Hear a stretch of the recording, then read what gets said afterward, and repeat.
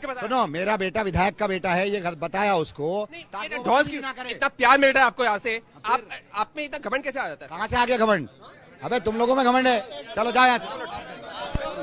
इतना मारूंगा, चलो जाओ। इस बार भी विधायक ही जीता है।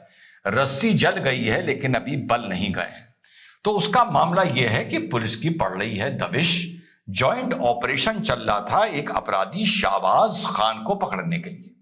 शाहबाज खान ने 2018 में इसके ऊपर 307 का मुकदमा लगा था, यानी इरादतन जान लेने की कोशिश करना, अटेम्प्ट टू मर्डर।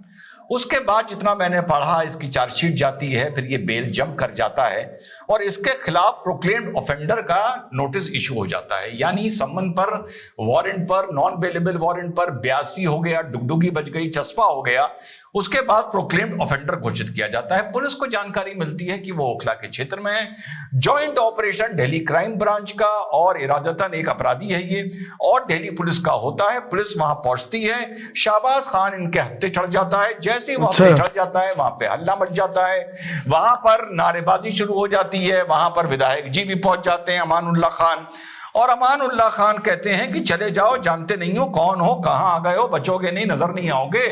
और भीड़ भाड़ में, धक्कम धुक्की में वो अपराधी वहां से भाग के निकल जाता है। पुलिस तुरंत हरकत में आती है और जामिया में अमानुल्लाह खान के खिलाफ मुकदमा लिखाती है। अमानुल्लाह खान का जिक्र आप लोगों ने शाहीन बाग के टाइम पर भी सुना होगा, जो ये मंच पे चढ़ चढ़ के बड़ी गंदगी उगला करता था। और हाल में अभी जब दिल्ली के चुनाव चल रहे थे, तब भी इसके बेटे का वीडियो देखा होगा। बाप विधायक, बेटा सांसद बना जा रहा था, किस तरीके से अकड़ रहा था पुलिस वाले से, बिना कागज के, बिना हेलमेट के जो मोटरसाइकिल चल रहा था, वो भी आप लोगों को याद होगा। उसमें भी इसने पुलिस वाले को धमकी दी थी। किसने? अमानतुल्लाह ने।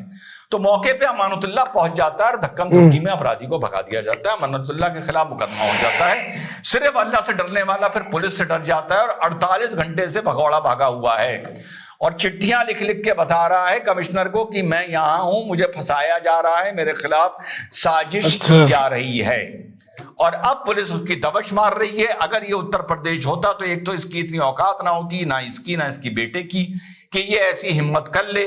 और अगर ये उत्तर प्रदेश होता तो वाकई मजा थोड़ा ज्यादा आता। मैं तो ये चाहता हूं कि 3 महीने के लिए अभी योगी आदित्यनाथ जी को दिल्ली का मुख्यमंत्री बना दो, और जब दिल्ली की, लखनऊ की सीट उत्तर प्रदेश की 3 महीने के लिए खाली होगी तो एड हॉक टेम्परेरी तौर पर मुझे यहाँ का बना दो, तो वो वहां काम निपटा लेंगे। 3 महीने थोड़े से उनसे काम बचे हुए हैं, वो मैं यहाँ निपटा दूंगा।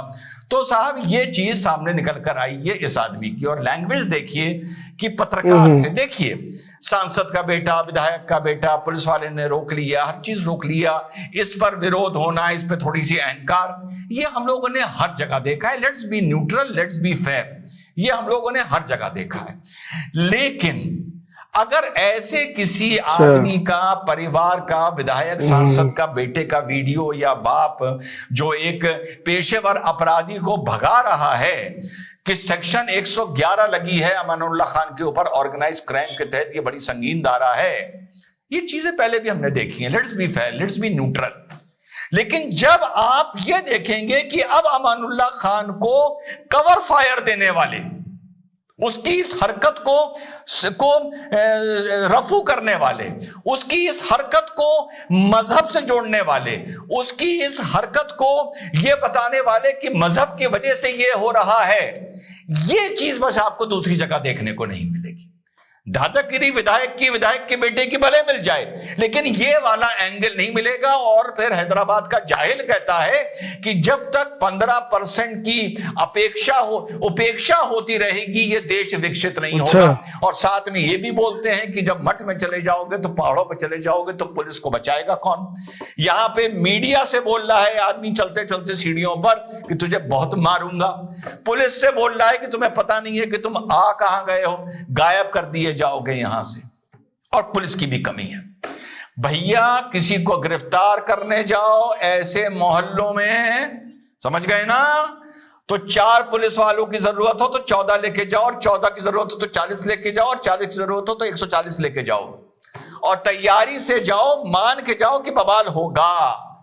बवाल होना अपवाद नहीं है, बवाल ऐसे मोहल्लों में ना हो वो अपवाद है।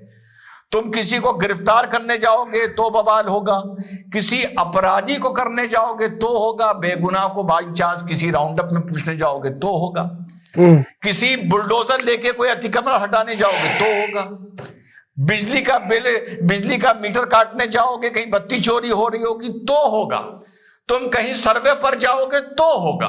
तो ये तो होना ही होना है। और मैं इसका गवाह रहा हूं, तारीख बता रहा हूं, मेरठ के लोगों को पता होगा 1987 17-18 मई की रात मैं मेरठ में था, मेरा इंजीनियरिंग का एग्जाम था, मेरा सेंटर मेरठ पड़ गया था, सेकंड चॉइस हमारी मेरठ थी, अगले दिन हमारा पेपर था इंजीनियरिंग का, जो रिश्तेदारी क्या कहें वो हमारे फैमिली फ्रेंड थे।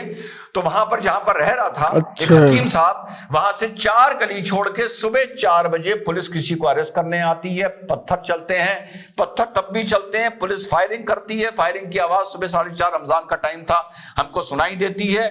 वैसे तो उस जमाने में टोपी गिरने पर भी, पतंग कटने पर भी राइट्स उत्तर भारत में हो जाते थे, लेकिन 17-18 में 1987 को जो दंगा हुआ था वो सिर्फ इस वजह से हुआ था कि पुलिस एक अपराधी को गिरफ्तार करने आई थी और पुलिस पे पत्थर चला दिया गया था और पुलिस ने वहां पर गोली चला दी थी। तो ये एक नेशनल फिनोमेना है, ये अब दुनिया का तो मुझे नहीं पता, ये एक नेशनल फिनोमेना है। और आप जब भी ऐसी जगह जाओगे, चाहे आप संदेश खली का उदाहरण उठा के देख लो,